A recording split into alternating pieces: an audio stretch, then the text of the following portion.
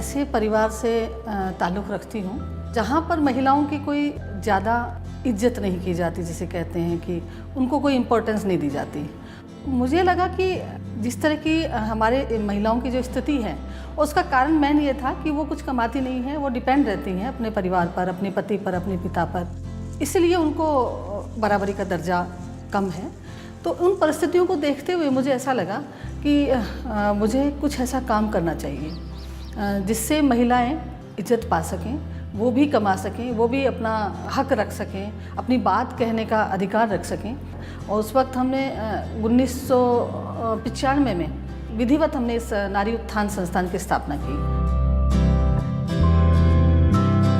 Nari Uttan Sansthan is a grassroots level organization working in Jaipur, Alwar and Sikar districts currently. And when it was started, it was a very, very small organization.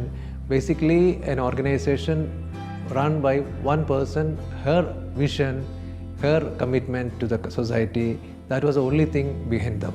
And it has now become an organization with a high standing and a well reputation. Our thrust areas are women empowerment, education, healthcare, sanitation, environmental conservation and disability. सबसे बड़ी खुशी की बात ये है कि हमारी जो लेडीज़ों को रोज़गार मिलता है। हमारे पास जब रोज़गार होगा तो हम किसी के पास हाथ नहीं फैलाएंगे, तो उससे हम किसी भी चीज़ की या अपने घर खर्च के लिए किसी चीज़ के लिए परेशान पाएँ। इस बात को सुनकर मैं बड़ी खुशी की बात महसूस हुई।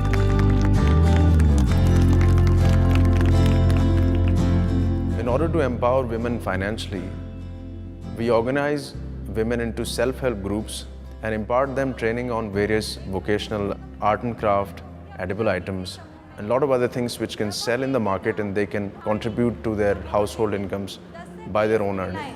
इकट्ठी होती हैं, इकट्ठे होके बनाते हो ना, इकट्ठी होती। हमने सोचा कि क्यों नहीं हम ऐसा भी हम सजावट के लिए, और कोई बहुत ज़्यादा उसकी कीमत नहीं होगी बट वो सुंदर लगेगी, हमारी संस्कृति को दर्शाएगी।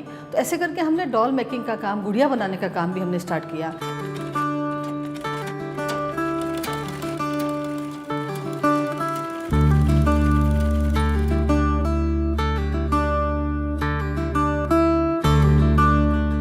ये प्रोजेक्ट मेरे पास लेके आए थे, प्रस्ताव लेकर आए कि हम ये जो है डॉल मेकिंग का काम करेंगे, और वो राजस्थान की परंपरागत कला से जुड़ा हुआ एक सब्जेक्ट था, और जिसको मुझे देखते ही लगा कि इसकी बाज़ार में निश्चित रूप से मांग आने वाली है।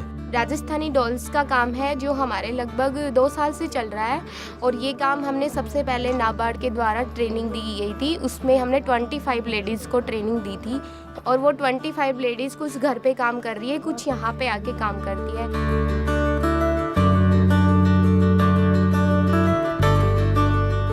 The best part of the dolls are that they are depicting the typical rural scenario in Rajasthan.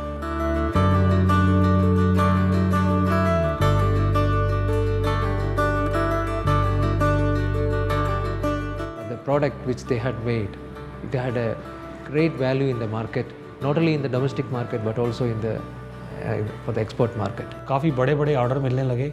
उसके बाद इन्होंने, इस संस्थान ने पीछे मुड़ के नहीं देखा।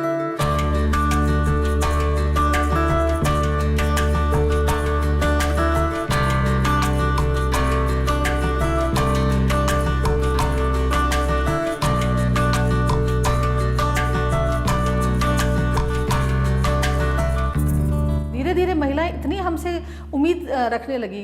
बहुत सारी महिलाएं मेरे जब पास आती और बोलती दीदी कि हमें काम दीजिए, हमें काम दीजिए। तो डोल बनाना ये एक निदान नहीं था। फिर जाकर के हमने सोचा कि हम दूध का काम स्टार्ट करें। Where very less skill was required, all the beneficiaries had some prior experience of the dairy trade, and the actual final produce had a huge market potential.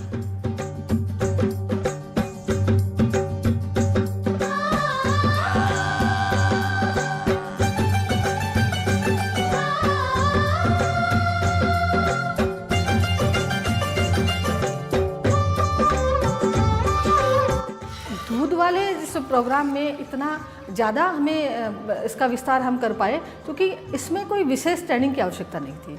Dairying is a part of our culture. So if you see any of the states, whether it is Rajasthan or any neighboring states, if you see, dairy becomes a part of their life.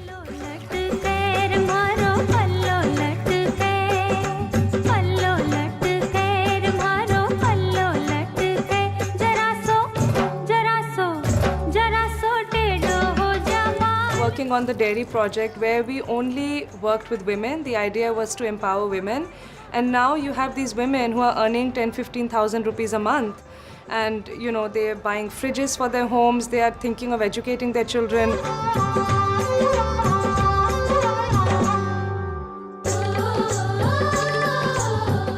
जी, ये अपना chilling plant है और गांव से जो भी दूध हमारे पास आया है उसका हम चिलिंग करके बाहर अदर डेयरियों में एक्सपोर्ट करते हैं। अब ये सारा दूध आ चुका है और अब हम इसको चिलिंग का प्रोसेस करें, इसके बाद ये दूध हमको बाहर बेच देंगे। संस्था ने एक बहुत अच्छा काम जो किया कि हर गांव में इन्होंने डेयरी का संचालन किया है। पूरे इलाके में डेयरी के बूथ खुल जाने से लगभग 150 से 200 परिवार उस डेयरी बूथ से जुड़े हुए हैं, तो उनको रोजगार भी मिल रहा है। और मैं सोचती हूँ कि ज़्यादा से ज़्यादा महिलाएं, हज़ारों महिलाएं हमारी इसके साथ जुड़ी हुई हैं और लाखों महिलाएं इसके साथ जुड़े। ना मेरे कन ज़मीन, ना मेरे कन खेती बाड़ी, आप बरूबर भी नहीं फटा जानते। सुबह 8 बजे चल जाए, चाहे शाम में 6 बजे आओ। चाहे पहले तो दिक्कत थी, अब तो नारी का थान से जुड़े फिर नहीं का सेटा नहीं बन गई। भैंसा बस सारो आराम हो गया, दूध भी खा लिया, छाछ भी खा लिया, दही भी खा लिया, घी भी खा लिया, बेच भी दिया है, दूध बेचर छोरे टान फटा दिया। अब तो निका छा मस्त, देखो को ना लटकना पटकना लगा लिया। अब तो कई चीज़ों का स्वाद नारी का थान में जुड़ पासे तो।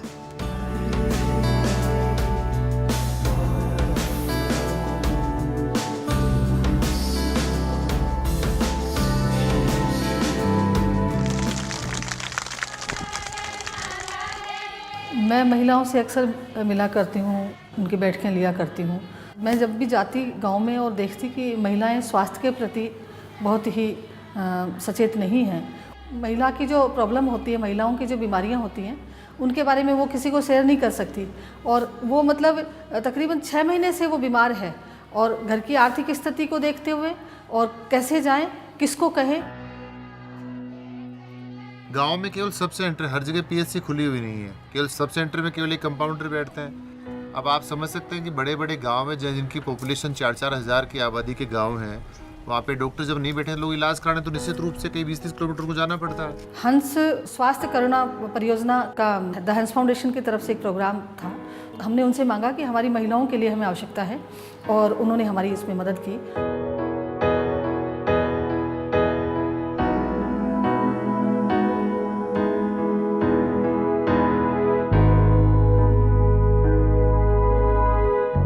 गाँव में हम 2 एम्बुलेंस का संचालन कर रहे हैं और उसमें हमारे पास लेडी डॉक्टर हैं, हमारा स्टाफ है और वो वहाँ उनके गांव में जाकर के एक मोबाइल एम्बुलेंस जिसमें महिला अपना ट्रीटमेंट करवा सकती हैं, अपनी सारी समस्याओं के बारे में बता सकती हैं।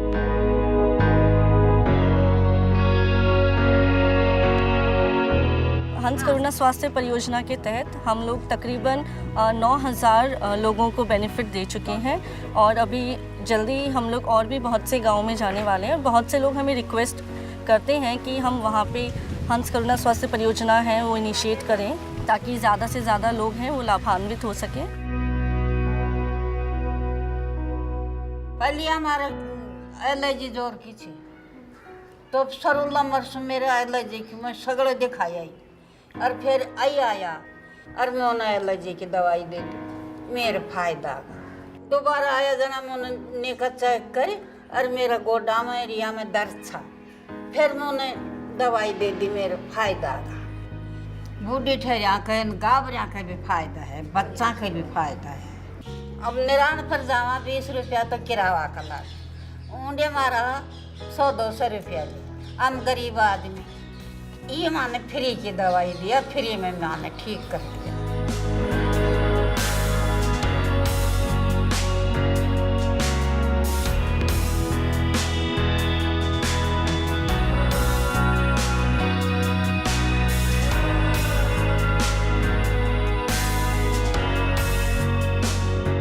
गांव में अनेकों तरह की समस्याओं का सामना महिलाएं कर रही हैं। जैसे स्वास्थ्य से संबंधित है। आप देखो शौचालय यहाँ गांव में नहीं है, उनका रहने के लिए इतनी छोटी जगह है कि वो शौचालय तो सोच भी नहीं सकती। और वो उनको जब पहाड़ों में जाना पड़ता है तो उनको कई बार गर्मियों में कई महिलाओं की सांप के काटने से मौत तक हो जाती है। तो ऐसी स्थिति में ऐसी महिलाओं के लिए हमने शौचालय का निर्माण करवाया।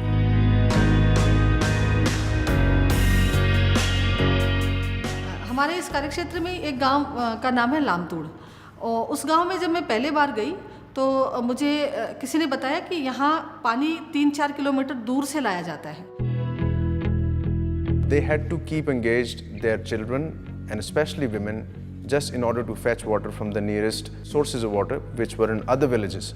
ये स्थिति बच्चियों की थी कि वो स्कूल नहीं जा पाती थी, प्रॉपर साफ सफाई नहीं होने की वजह से तरह तरह की उनकी बीमारियां फैल रही थी। तो फिर हमने लामतूड़ में हर घर में नल लगाए और वहाँ एक ट्यूबवेल बनाई। The health and sanitation standard of the whole village has improved. और उस गांव के आज बच्चे नहाते हैं, स्कूल जाते हैं और वहाँ की महिलाएं आज खुशहाल हैं।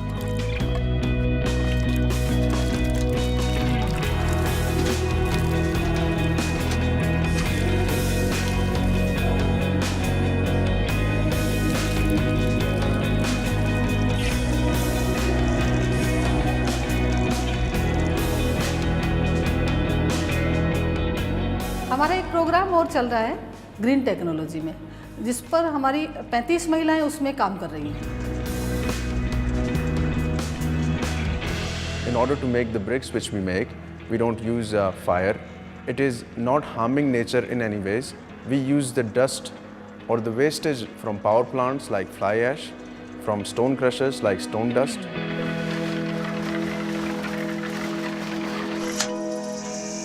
It reduced the cost by 50% of the current market prices.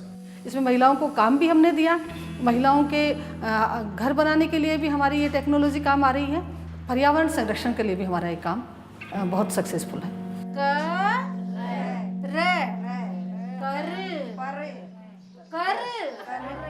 तेज आवाज में बोलो।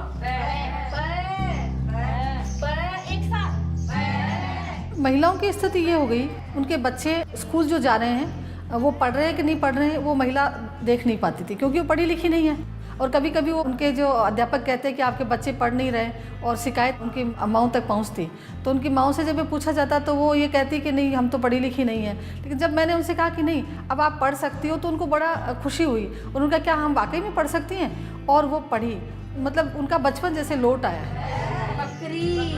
अपने आप को गौरवान्वित महसूस करती हैं कि हम पढ़ लिख गई, पढ़ाई लिखाई की कोई उम्र नहीं होती, ये सिद्ध कर दिया उन महिलाओं ने।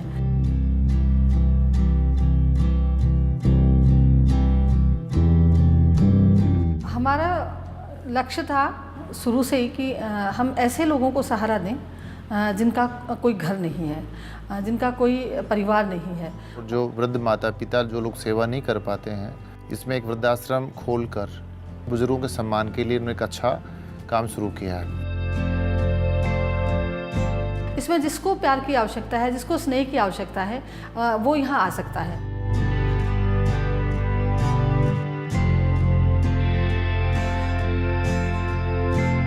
That there are people out there who don't live the same life as we do, and they also deserve, good health care. They deserve to send their kids to school.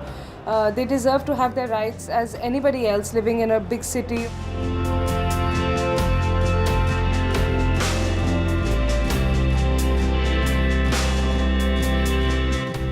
It is said that when you empower a woman, it is empowering the entire family, and not only the entire family, the entire society gets empowered. Women empowerment in its true sense comes when women are educated and they are financially independent.